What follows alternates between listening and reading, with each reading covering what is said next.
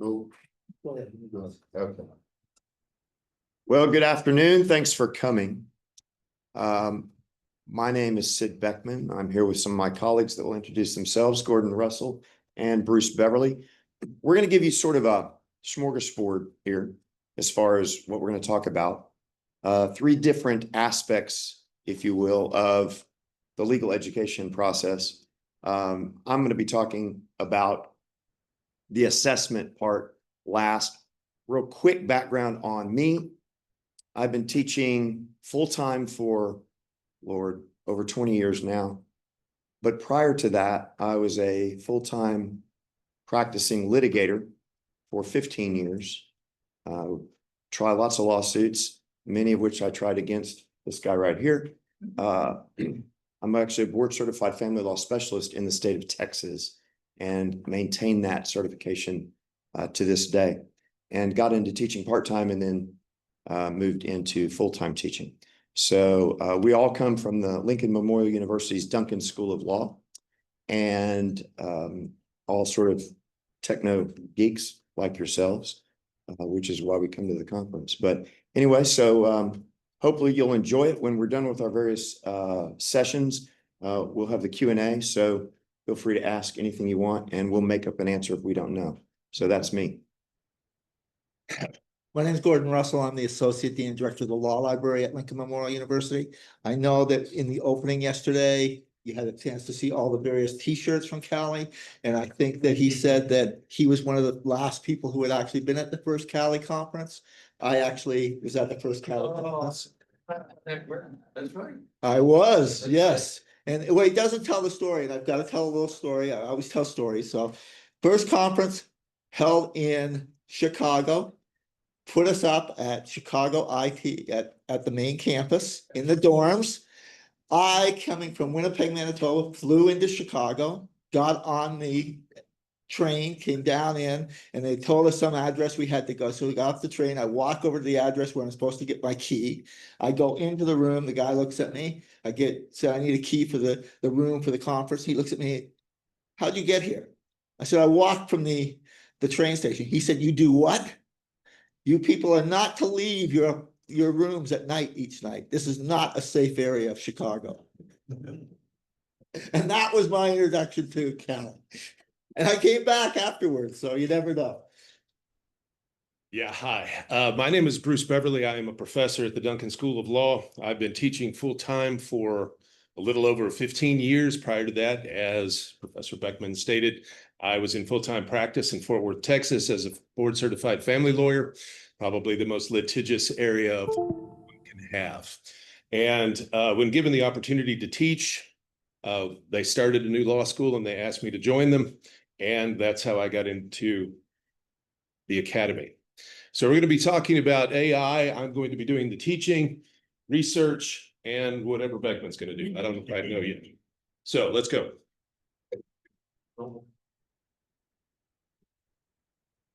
So my topic is empowering through AI and legal research. They tell me I have too many slides. What they're really hoping is I take up all their time and they won't have to. But I'm actually going to not really spend that much time on a lot of slides, because I actually don't know how many of you know that last week the NCBE released their first practice example for legal research.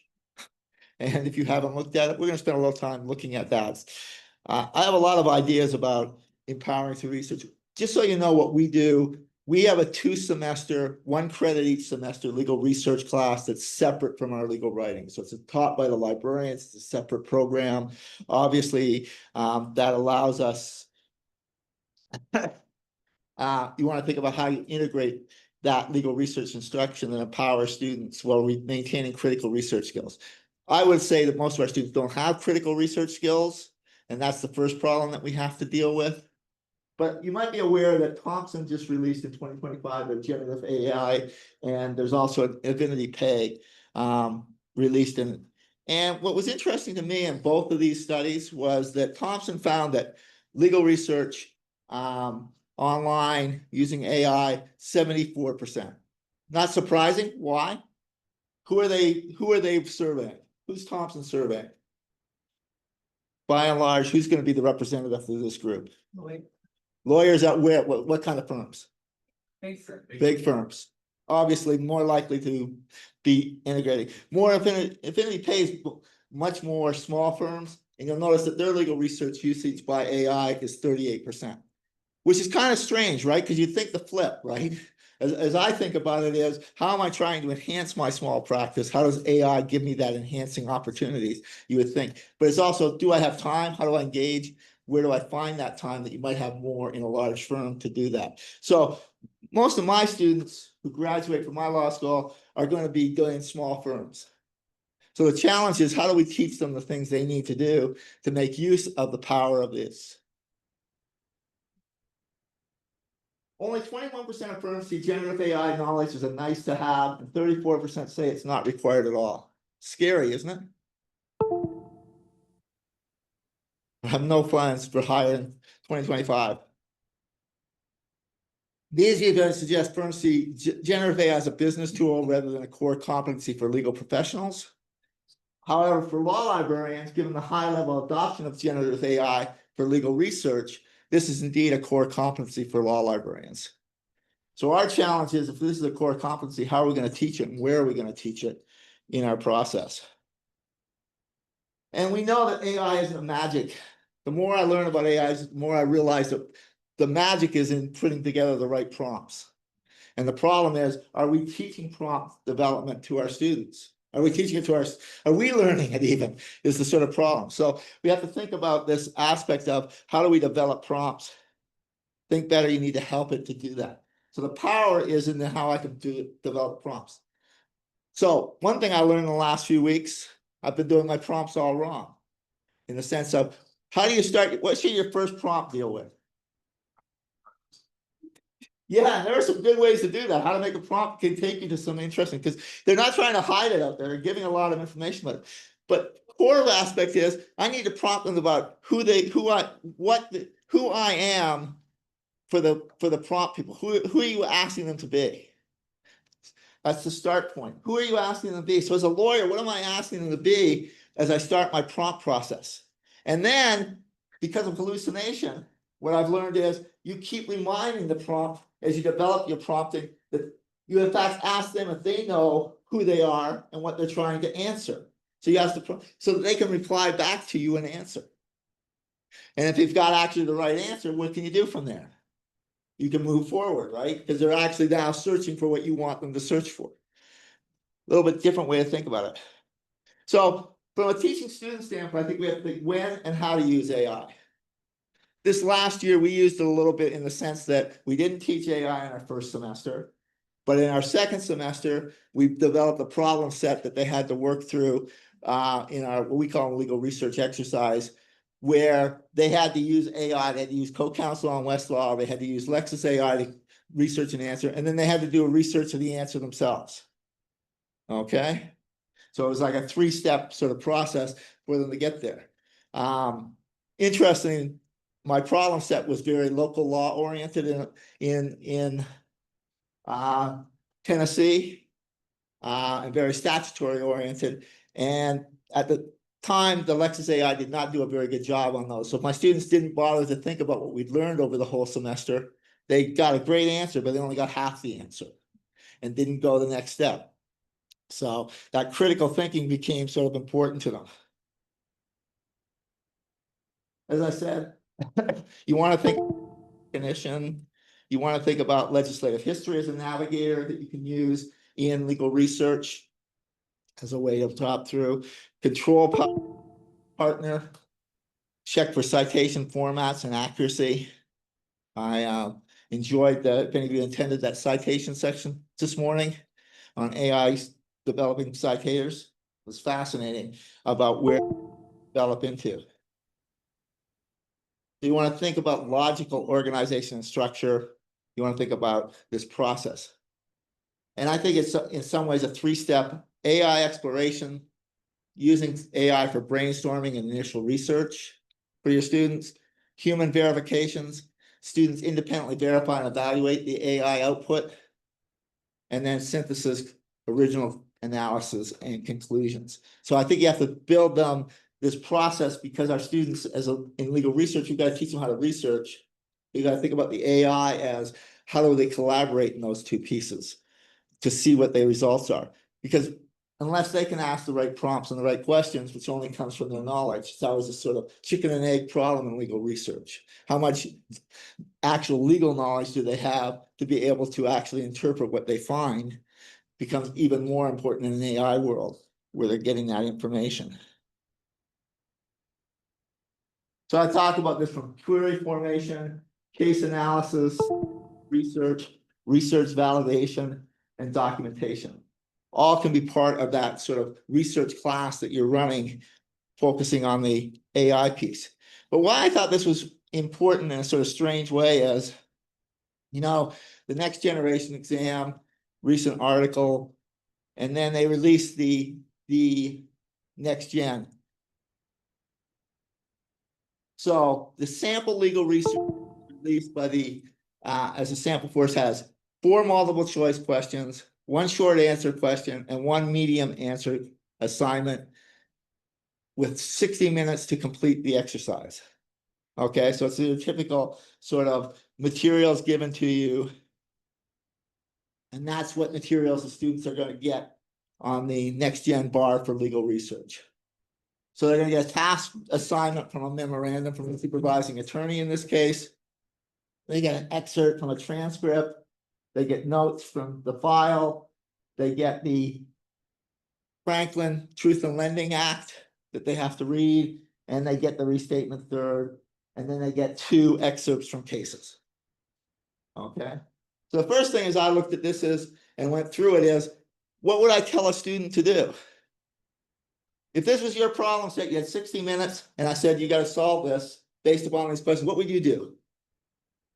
I would evaluate what type of resources I have there for legal research purposes. Look a little bit at that before I look at the question. I look at the performance task assignment, right? I'm going to read the memo, right? See what they're telling me that I need to do, right? Then I'm probably going to look at these excerpts of transcripts and notes. But before I look at any of the other parts, the statutes, the cases, I'm going to go down and figure out what the legal research questions are they're asking me, right? So, legal research question number 1. Which of the following statements are true regarding the Franklin Truth in Lending Act? Select 2. Notice this. Select 2 response options. Does that seem like any multiple choice exam that you're used to? Select 2 options. How many of you do multiple options in your multiple choice questions? Try not to. Historically, we've all tried not to. What's really interesting is, you know, the NCBE did a pre-test, right? They did a few months ago. They got volunteer students to take the test.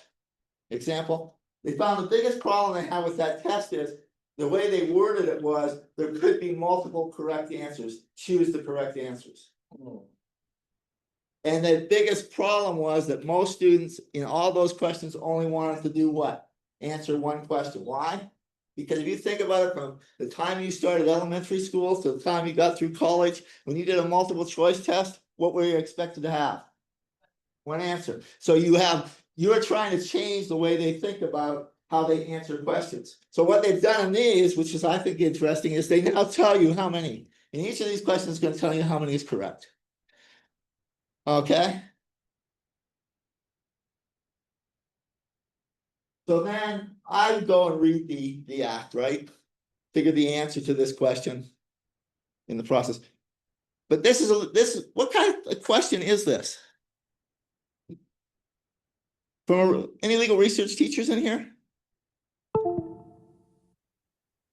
Any doctrinal teachers? What is this? You don't need to read the act to answer these questions. The answer options can only work out one way because it's an act that you're talking about. So what's the correct 2 answers? I can't read I can't read it very well, so. Trying to. It's, oh yeah, not A, not B. C is a possibility, of course. D is correct, and it contains. We don't actually just, we do have to read it to know about C, right? Yes. Yeah, so I lied. So I do have to read it to know about C. D is true, E is not, and F. I'm not sure if that's true or not. And again, And to the extent that they're inconsistent, the statute stands and the restatement doesn't, so how does that? and because you're reading, remember the two parts, you're gonna read part of the restatement and you're gonna read the act, if they're both required readings. You'll be able to answer that question because you look at those two things. You're right, it's C and D, right? But let me ask you, is C and D in any way what you would teach in a legal research class as a part of what you're doing? Yes. Yeah, so I'm teaching authorities, right? This is sources of law. This is a sources of law question. That's what it's asking is, can I understand my sources of law? Do I teach sources of law in legal research? Yes, but hopefully every one of you in your courses are teaching sources of law. Are you not? Though I think that our students don't understand sources of law. And you know why they don't understand sources of law? It's because when they search on Westlaw and Lexis, how do they search? Huh? Cases. No, it's even worse than that. They go to the frontline box and they put in their search and they get everything. It doesn't distinguish between, all of us that are older, remember when you had to choose a database in Westlaw or choose a database in Lexis, so you had to tell it what you're doing. They don't do that now. It gives them everything. And everything means what? Nothing in a certain sense of identifying. So they don't have an opportunity to differentiate that process. And so I say that one of the things you need to think about if you're a doctrinal professor, reading cases and case books, students don't differentiate on what that case is, where hierarchy of cases, structure of cases, when it's a case or a statute, doesn't mean anything to them. It's just part of the glob that they get. So we have to reinforce. So sources of law becomes this problem. The second question asks, which of the following statements regarding this case are correct? What is this? What would you call this question if you were asking this in your doctrinal class?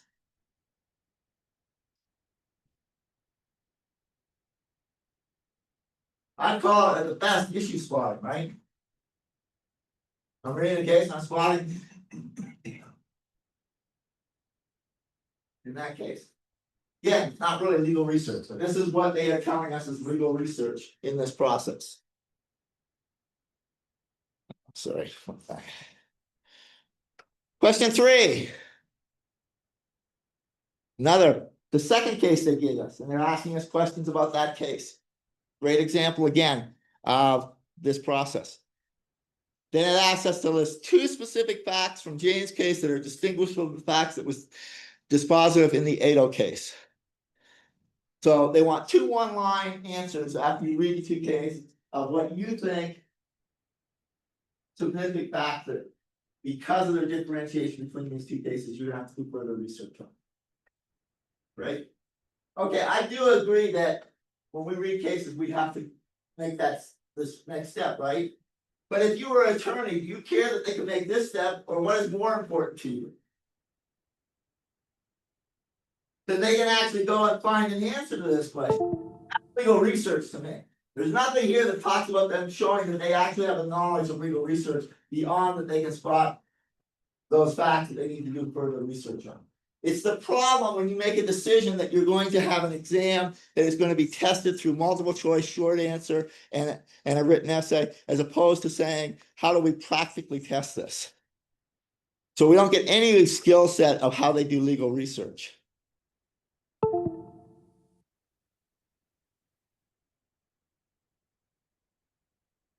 And then they ask you a supplement, because this again is sources of law question.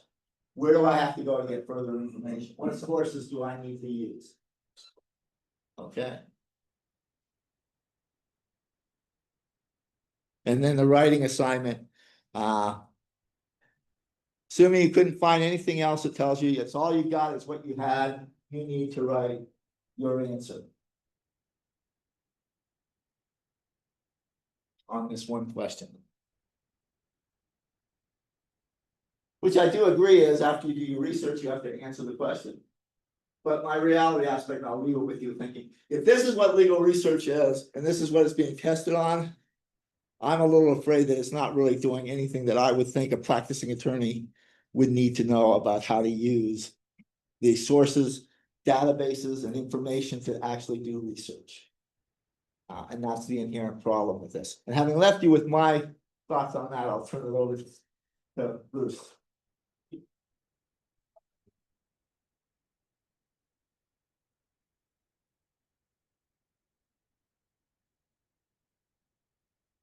Okay.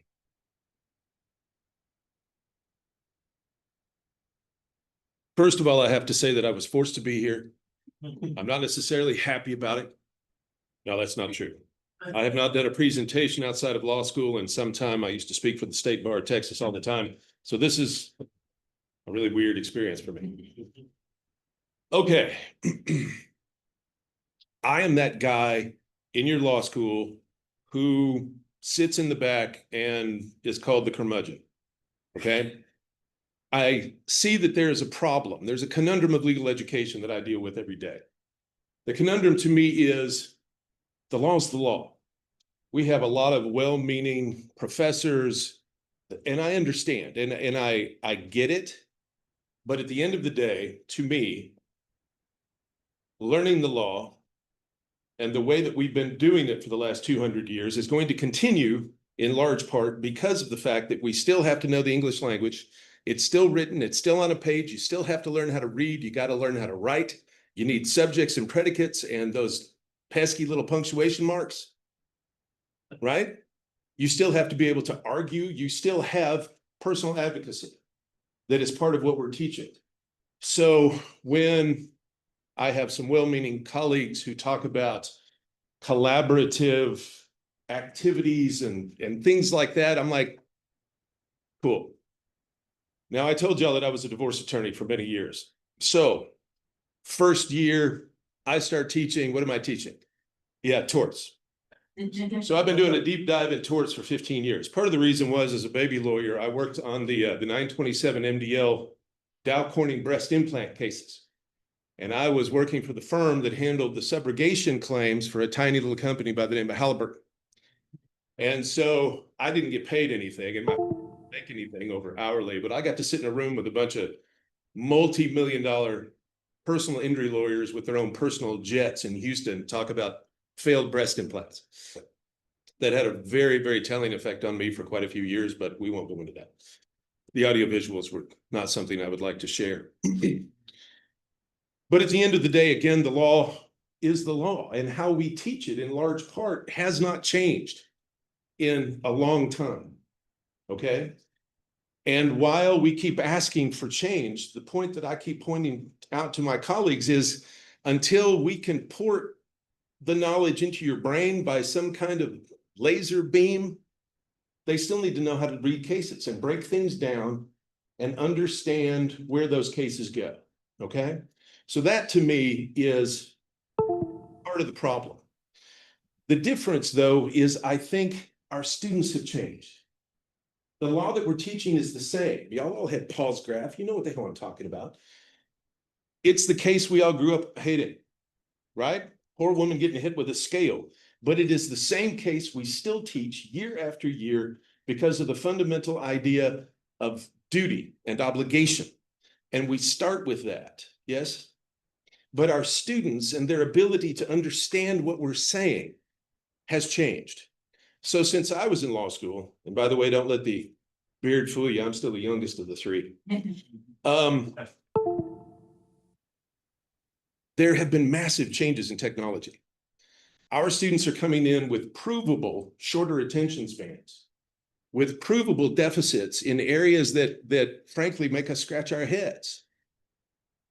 Bright students, good test scores, can't put two sentences together. How many of y'all have writing issues with your students? Yeah, and I mean, it doesn't matter what spectrum you are on the LSAT scale, man. We're seeing people with outstanding LSATs that just can't put it together. Every time I think about this, it reminds me of a sci-fi short story that I read when I was a kid, okay? And I'm going to tell you a little bit about it because I always think about it. It was written by a guy, a pseudonymous author by the name of Lewis Paget, and it was entitled Mimsy Where the Borough Goes. And it was a sci-fi story. Very quickly, It was about a post-human, quote unquote, future scientist who develops a time machine, and he stuffs that time machine with a bunch of his kids' toys and sends it into the far past, which is our present. And a little boy playing by the stream finds this weird box, and it's full of these toys. And the scientist in the future just thinks it's a failed experiment and forgets about it. But the kid takes the toys and starts playing with them. And he moves, the little things in a certain way, and then it disappears. It goes into another place. And he gives it to his little sister, who's pre-verbal, who's actually better at it than he is. Okay? And the toys changed them. And so the adult author of the story gets to the point where he comes in and he sees the children, after using the Jabberwocky poem and setting things up in a certain way, walking through a dimensional portal and disappearing. And that's the end of the story. And I always think about this because I think what's happened in the last 15, 20 years is this technology has changed our students. How they learn, where they're learning. Okay? So while the law is the same, what we're teaching is to different people. And so we have to get to the point where we're starting to meet them. Now, part of this problem is that I think we try too hard to get to where they are. And see, this is why I rolled at my school, right? Got into an argument in a faculty meeting not too long ago. We have a new online only law program that we're doing. It's actually a hybrid program where they have to come in, but much of the class is online. And they were saying, well, when you do your online lectures, they should only be 15 to 20 minutes long, because studies have shown that the attention span of the person watching those lectures. We were told 15, but that doesn't surprise me. But my point was, and I made this point, I said, maybe we shouldn't be meeting them at 5. Maybe they should be meeting us at 3 hours, because that's what the bar is going to be. We just did a test bar here not too long ago, and I was shocked. 26 people got up and left the room in the span of 2 hours. 26 people. When y'all took the bar, man, I would have wet myself and stayed in that chair before leaving to go do anything. You know what I mean? And it's a matter of attention span. It's a matter of being able to sit put. Yes, and we need to do. So if we accept the fact that our students have changed and that the technology has changed our students, then we need to talk about this new tool that we have. How to integrate AI into the learning experience. Yeah. Now, again, as the Luddite of the group, I didn't think past assessment, this really had a lot of use.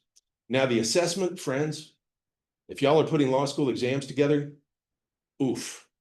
For assessment purposes, I think AI has been a godsend, right? Coming up with multiple choice questions is probably one of the hardest damn things I've ever had to do. And to try and make them fresh every 3-hour exam, every final exam, every midterm, we get midterms automatically in all of our courses. Oh, it's mind-boggling. Does AI help with that? Absolutely. This all comes down to prompt engineering and knowing exactly what questions to ask. But as a general rule, the AI tools are getting really smart on basic, fundamental, elemental areas of the law, like torts, okay? But I wanted to do a deeper dive. So I asked one, an AI that will go unnamed. How can you help me? How can you help me teaching my law school class? And so it started spitting out all of these things. AI for enhanced legal analysis and research skills, obviously, which Dean Russell had already touched on. Did it just flash forward? Oh, I'm sorry. AI for writing, drafting, and feedback, where it was talking about contract and brief writing, automated feedback on legal writing, AI for exam and assessment tools. That's what Professor Beckman's going to talk to you about, but that's essay grading, simulated exams, formative multiple choice questions. Great. AI for classroom engagement, lecture summarizers and transcribers, dynamic slide generators, interesting. Gamified learning platforms. I think that's fascinating, right? Because many of our students have grown up on those gamified learning platforms. We can turn it into a competition. But I saw something that actually hit me better. You further have AI for curriculum and teaching design, syllabus, designing how your course rolls out. And then, of course, you've got the ethical and practical considerations of AI bias and accuracy, data privacy, and all of the other post-course things that we have to do to track. I just got our tracking for one of my last courses, and I'm still trying to figure out what the KR is and exactly how I screwed up on what questions and why the good students weren't doing as good on all of the questions and why whatever. Yeah. But one of the things that I saw in the personalized and adaptive learning as the old guard here is the virtual Socratic method. Intelligent tutoring systems, we're talking about quizzes, flashcards, things like that. Okay, that makes sense. But it came up with virtual Socratic method. Now, that warmed my heart because I use the Socratic method in class. I think a lot of us do in a modified way. I mean, this isn't paper chase where we just grill people. Yes? But we also have to look at the changing dynamics of our students. For how long? A decade? Women have outnumbered men in law schools across the country, right? It's been a long time. And if we accept the statistics that women and minorities are far less likely to ask questions in class, we have a different paradigm here. I have to be very careful when I do a Socratic dialogue, because I am inevitably accused of getting in people's faces and being overbearing. I don't mean to be. I'm not trying to intimidate anybody, but it's the voice, it's the size. I get it. So how do we get from the students what we need? I think there's a way to be kind in your Socratic method, to stick with the student, to say, man, you got this. You know this. I can tell you know it. So come on, right? But what if we could produce a virtual Socratic method where we could put questions to them virtually? So this is what I asked the AI. I said, give me an example of virtual Socratic method using the tort of negligence as the subject. So it said, fine, professor, let's begin. Suppose a customer at a grocery store slips on a puddle of milk in the dairy aisle and breaks her arm. She files a lawsuit against the store. Tell me, what cause of action are we analyzing here? One of the things that I really like about this is the individual nature of it. The virtual professor is talking to you, not the class. There isn't the potential downside of Socratic method that I have been taught, that it can be dehumanizing, it can be humiliating, you're putting somebody on the spot. I've also heard that it's manifest, hierarchical, and patriarchal, and that it harms women, especially. Now, frankly, no offense, but those women in my class are going to be lawyers in front of the same courts that humiliated the hell out of me, so I expect them to stand up and do what they need to do. All right, I teach my students, I treat them all equally. I'm not going to go soft on anybody because, okay, that's just me. But I think regardless of who you are, I set up anonymous discussion boards so that people can feel free asking questions that they wouldn't otherwise in class. I think we need to do that. But this not only gives kind of a personal touch, but it also is teaching them in that Socratic method that does reveal ultimately the rules, the truth, where you're trying to get to. Okay? So, negligence. All right, correct. This classic premises liability case under the broader umbrella of negligence. Follow-up. What are the 4 elements? Now, I wanted to put this in here so that you could see how it responded, because this, of course, is the AI caveat. You can't trust it. I don't teach 4 elements of torts in negligence. I teach 5, because cause, in fact, and proximate cause are 2 completely different things. And anyone that says 4, this is Prosser, right? Prosser always said that there were 4 elements. And while Prosser and Keaton is what I was teethed on, it's wrong. And I don't think it's doctrinally solid. And therefore, we have to make sure that we review these things And so, of course, when I responded, I said, you know, that there were 5 elements. And it goes, yeah, it's correct. Causation is both. Okay. If I had to put this into that gamified platform, I would change it. And so this is just an example of something that you have to make sure you still got to watch it. But it goes on. Now, here's one of the things. I responded, yes, the store owed the duty to the customer as a business invitee. This was just a whipped out response. But notice the one thing that I did have to do here. I had to do it in complete sentences. I had to actually write the answer out in a complete sentence with a subject and a predicate and all those funky things that some of our students forget sometimes, right? I have actually had to tell my students that if you fail to add at least 80% punctuation, I will not grade your test. I have had students give me a final exams in torts in a graduate program that looks like a E.E. Cummings poem. No capital letters. I'm sure none of y'all have ever seen anything like that. Okay. But with this, you can set it up that not only are they having to give you what you're asking for as the tort, they also have to do it in the manner that teaches them other things, like writing, which is one of the hardest things that we have to deal with. Okay. So how do you implement it? In this particular instance, the virtual Socratic method, it will make for you a code that you can then enter into Twine. And will create a branching virtual Socratic dialogue on negligence. The whole thing.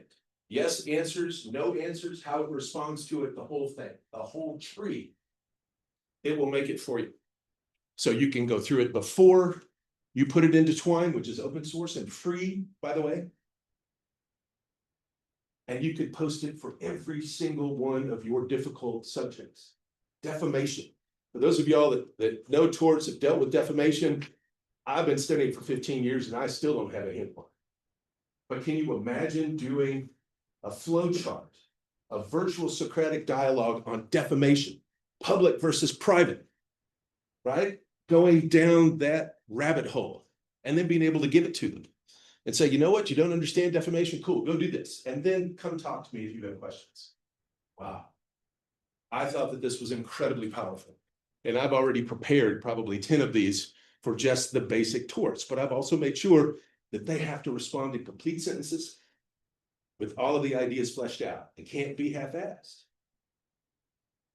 That teaches them organization, it teaches them writing, and it teaches them the elements of the law. Okay, passing it on. Thank you. Okay. I knew he'd take too long. So I'm going to take my 10-minute presentation that was really 12 minutes and condense it into 5. So forgive me if we do this quickly.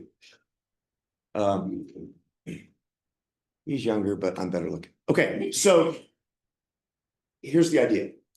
AI, amazing tool. We're still learning how to use it. To be honest, AI is dumb, or it's dumber today than it will be tomorrow. It's moving at breakneck speed. We know that. There's so many things we could do. I tried to narrow it down because I only had a few minutes to 2 ideas. So I'm going to talk about 2 ideas. There's a whole lot more we talk about with regard to assessment. Number 1, creating the assessment mechanisms. I'm going to talk about that. And then something that is completely different, incorporating AI into the mechanisms. We'll talk about those real quickly. So as a focus for this particular talk, I thought, well, you know, we're looking at next gen bar. It's changing for many of us. They're changing the way they're asking questions, as Gordon talked about. So let's focus on that. Let's use AI to help us, right? So if I'm looking at some kind of formative assessment or summative assessment, and I want to think about it in terms of next gen bar, I'm going to look at what they want. So I look at what they want. And then I'm like, oh crap. This is not anything we've ever really done before in the law school traditional assessment mechanisms. So what do? Well, let's turn to our tools and see if our tools can help us. Can AI help me? So I thought, sure, why not? Why don't I do this? I'm going to take everything that is out there on the next gen bar. I'm going to put it into a readable document. I'm going to upload it to AI. I said, read this. I'm gonna craft a prompt. And then I'm gonna say, give me an example of some of assessment mechanism, which it did, right? So I think this is sort of the fundamental formula anytime you're using something AI created. Review it, edit it, rinse and repeat. In other words, you can take that mechanism and feed it back through AI. One thing that's really fun to do is to pit them against each other. Take something from chat, put it into Claude or into Llama, whatever. And it's amazing what you'll get back. So that's the formula that I use. Review it, edit it, or revise it, rinse and repeat. So in this case, it gave me, I'm an evidence teacher primarily, so it gave me an integrated question set, which really was pretty good. It gave me 6 pieces of evidence. It gave me a fact pattern. It generated 6 questions for me. Some multiple choice questions, a short answer question requiring 2 specific points, and a medium length question. It was great. Was it perfect? No, but it was really close. The answers were terrible. Not terrible, that's not true. The answers needed to tweak them, right? But so what? I mean, it saves hours, okay? It generated an answer choice from the detailed explanation. It gave me everything. Some was needed a little tweaking. That wasn't too bad. It certainly beats starting from scratch.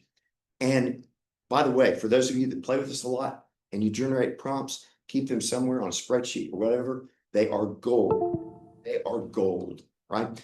So I said, hey, how about a grading rubric? Yep, it created a grading rubric. I told it to put it into a table. I gave it some parameters and it generated, guess what? A grading rubric in a table. I can go through and edit it. It's in Excel. I wanted it in Excel. Have it do whatever I want, alter it any way I want. When I'm done, guess what? I can feed it back to it and say, okay, this is what more I want, and then have it revise. So you can kind of use it to test itself. So, 1. Number 2, incorporating into an assessment mechanism. Now, here's the thing. How many of you worry about the possibility of an assignment, particularly one that's not locked down, worry about students using AI to cheat? Anybody? Anybody? Nobody.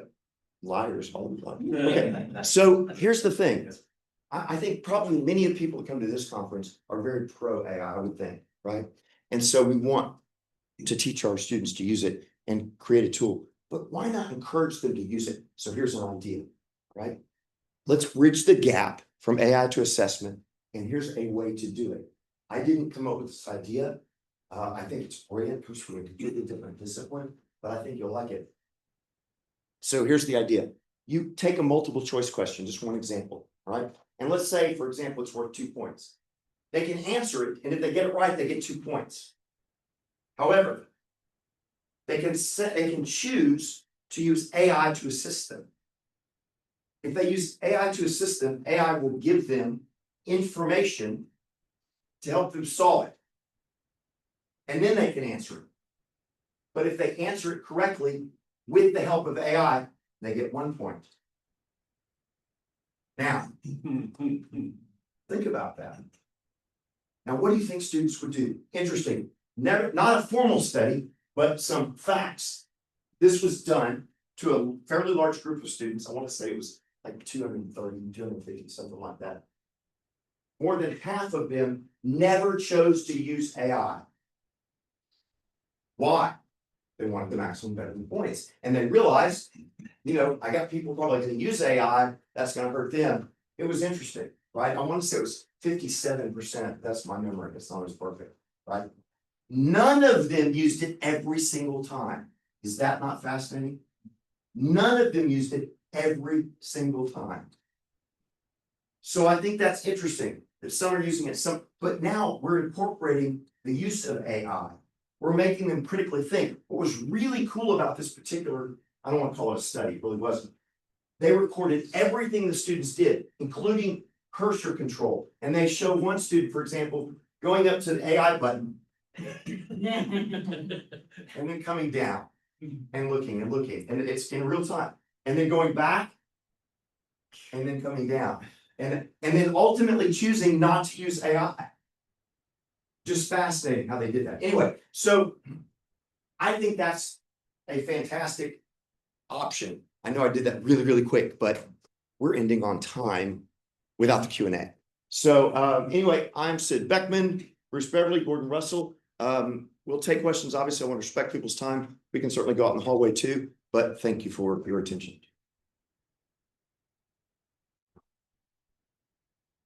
And who says you have until 3 o'clock, so. I thought we had, I thought it ended at 2:45. No? Okay. Good, we got time for Q&A. Yeah. Go. You both said I gave, do you have favorites of the tools that are out there? Cause it's new ones every day, you got favorites. It depends on what I'm doing with it, right? So, for example, and it changes. So I wrote a program, so gamification, I do a whole presentation on gamification. I had to write a program. And I needed to code, and I haven't coded in years, I certainly don't code in current, Python or any of that stuff. So I'm like, what will work? So I coded a program a few months ago for this particular game. I did it all in Claude. And it did a really good job, but it needed some tweaking. In other words, it took me probably, half a day, which is a long time in AI world, to get this program right. Then I coded another problem I had a few days ago. I coded that in AI in Python, and it took it the first bat out of the box. Once I assembled it, it ran absolutely flawlessly. It needed not a single change. It compiled perfectly in Python. It ran perfectly. Everything I wanted to do exactly right. So it changes, but I would say that for writing, I would say that Claude is one of the best. 2 weeks from now, that may be a different answer, but right now, ChatGPT has amazed me when it comes to the legal acumen. When I first started using it, it would give me crap answers. Some of them just stop trying to live with me. Oh, well, I shouldn't say that. I was going to a very popular bar study course where some of the materials just are dated and should be updated, but it gets the students past the 70%. It just didn't give me some of the detail that I was looking for. But then I go back a month later, 2 months later, I put the exact same prompt in. Guess what? It's evolved. Now, y'all, this stuff terrifies the hell out of me. How many of y'all saw that 60 minutes interview that they had with the gentleman that got the Nobel Prize, who's working on the DeepMind Google, trying to come up with the sentient AI? Did y'all see that? It was terrifying. Okay. The ramifications of this truly are unbelievable in some respects. And they're talking about doing away with doctors in a decade. I mean, just crazy stuff. I don't think that's going to happen. They say, well, we're just going to get rid of lawyers. I don't think so. Because I don't think they're going to be able to train an AI to do what I do, right? Like we have the same conversations about students. Some students, they're bright kids. They know a lot of stuff, but some of them just don't have the capacity to do what we do, right? And I think that AI has a long, long way to go before lawyers run out of business. I just do. But they're evolving. that's the people they want on the camera. Oh, sorry. It's evolving. And so these tools, I've tried to use the LexisNexis and the Westlaw AIs, and frankly, they're just not up to snuff. Yeah, they're terrible. Truly. Okay, I'm trying to be polite. Same way I'm not naming the bar study course, but yeah, they're changing daily. Between now and August, beginning of semester, I'm going to go back and do the same prompts and see exactly. See if it's finally figured out that there should be 5 elements, not 4. It's an arms race. It really is an arms It race is. for the billions of dollars to go into it. And so, one day it may be llama, but the next day it may not. And so you've got to be willing. Now, I pay for 3 of them, but that can change. And it's hard to know. And so you really do have to test your prompts, the same prompt against the different models. The other thing that is coming, now I don't know where we're going to see this, but right now, I think all of the models, Jim and I may vary from this, but I think all of the models are linear. And AI doesn't work best linear. And so I know there's some companies developing that are known, they're not public yet, developing some nonlinear models. Those are going to be leaps and bounds ahead of the large language models right now that are linear. But to my knowledge, none of them are public. At all.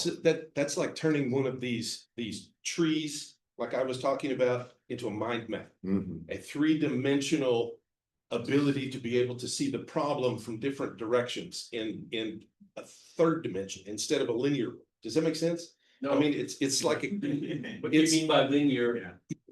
Yeah, I'll so. be the guy now. Yeah, so it literally processes things in a linear fashion. What comes next? A, B, C, D. And so goes it to- can't, Alright. it can't literally jump back and forth into it. So, and it needs to be able to do that. It needs to be able to connect multiple points for the same fact. You Can't have do that. Memory or or remember its context there where previously made arguments or something like that? Yeah, I mean, it can't go, right. It can't go back and discern that differently then. And it's just the way You they have to process begin it. again. That's So- the reason that, do you know if you ever add to a prompt and it runs out of, it tells you at some Okay. point, you can't go anymore? Yeah, yeah. And it takes longer to process, that's because it's linear and it always goes all the way down, right? So that's the reason. That's the reason. And that will change. Gordon, do you have a favorite? I'm a Claude guy, but that's personal, but where I've been spending a lot more of my time lately is trying to use the various AIs within Westlaw and Lexis. I mean, Because they're integrated, because you're They're hoping integrated, that so- they'll integrate with your research, but they just. but they're also, my assumption is all of our students have access to that.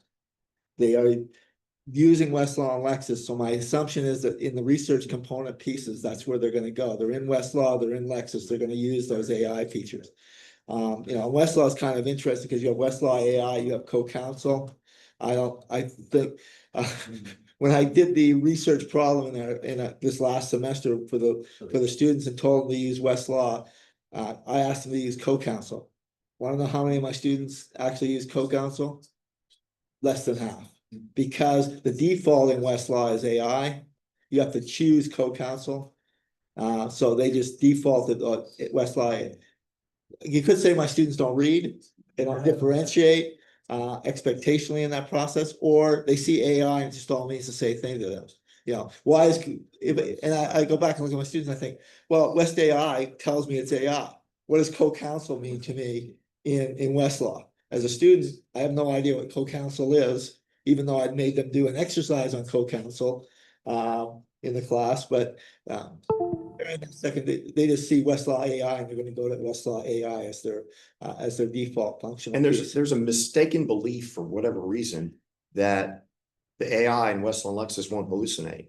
But they absolutely do. And I get it. They think, well, it's behind the paywall, so it shouldn't have to make anything up. They still make things up. I mean, How many briefs have been hammered by lawyers submitting? it's still happening. It's still unchecked happening. Reports. I mean, it just happened again. You're like, really? That's all your license is worth to you? You're gonna produce some crap, turn it into a court and expect nothing's gonna happen to you? That's amazing to me. Yeah, Lawyers have been citing cases they haven't read forever, but now we can prove it. that's right. True, that's true. And we can prove it quickly.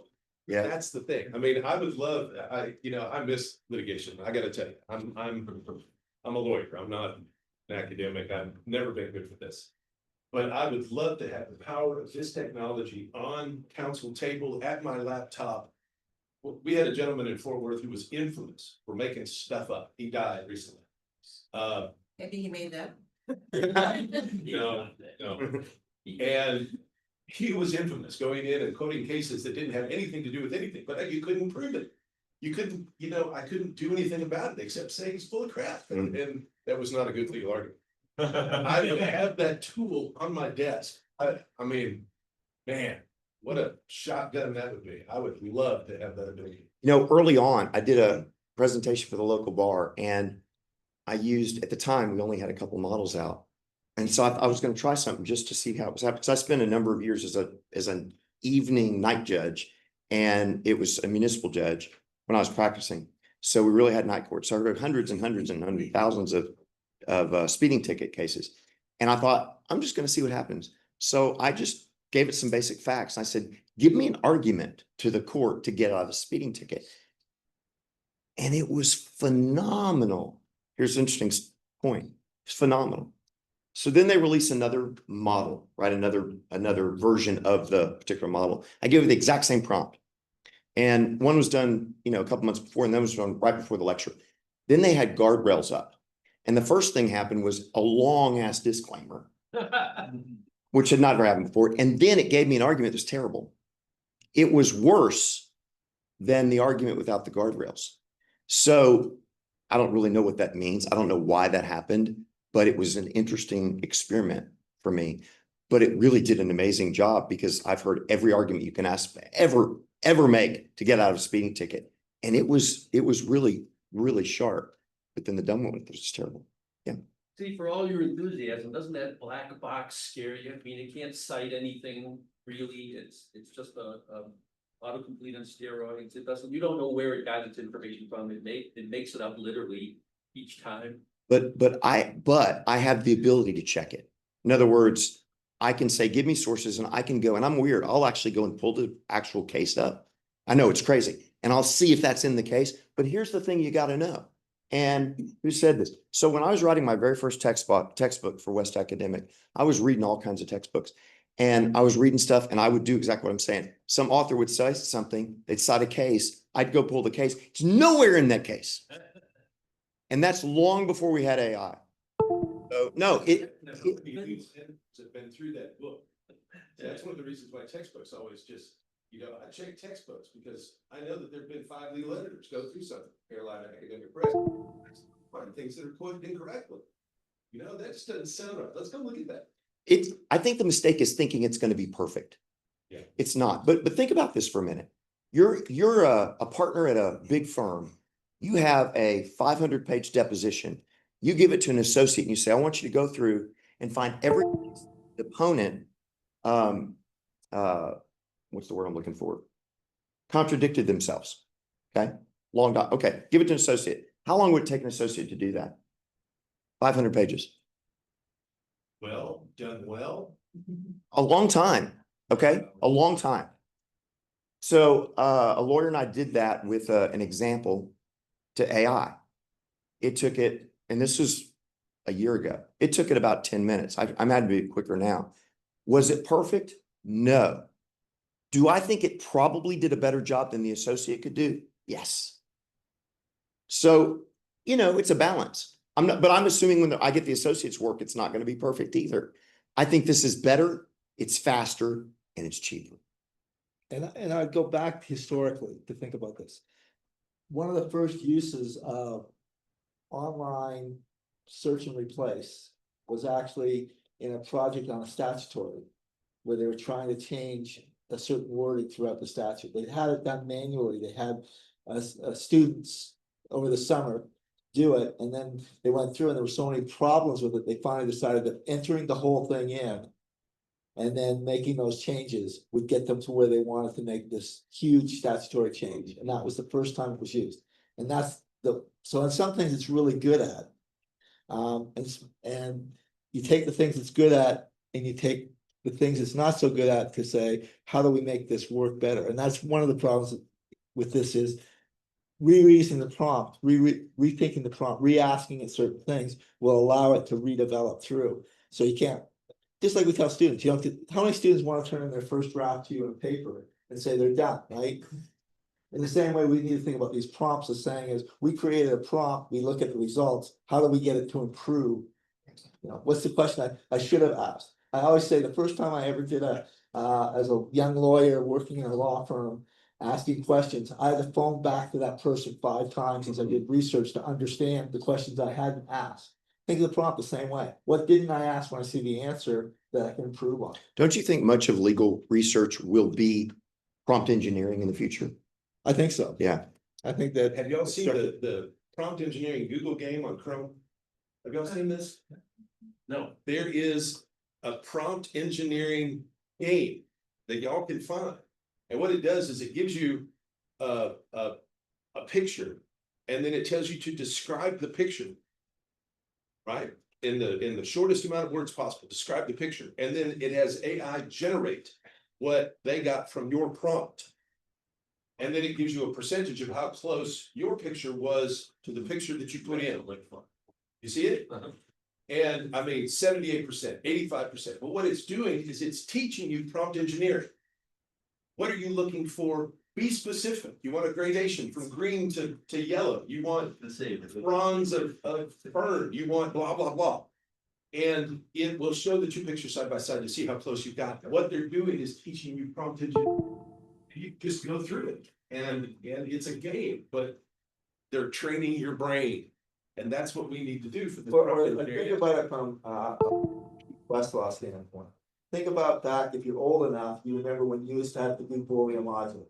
And you had to structure a search, right? Love to those two words away, same paragraph. Yeah, right. At the end of the Paragraph minus. You're like, oh, I Boolean need to do search this instead of because the code. it's picking that up. It's the same thing. Our problem is, for most of our students, they've never had to do anything other than open a box, a Google box, and write in a question and get something back. And that works in Lexis and Westlaw. The assumption is that they give you what they think are the best 20, and you find 2 or 3 out of that 20 that work for you. And that, for our students, they're happy with that. It's the same structure. What we're really moving to is back to this idea that you're gonna have to structure it better. You're searching in prompts to get the results you want.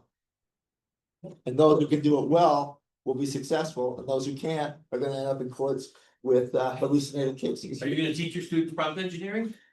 I am. Credit? Absolutely. Absolutely. Thank you guys so much.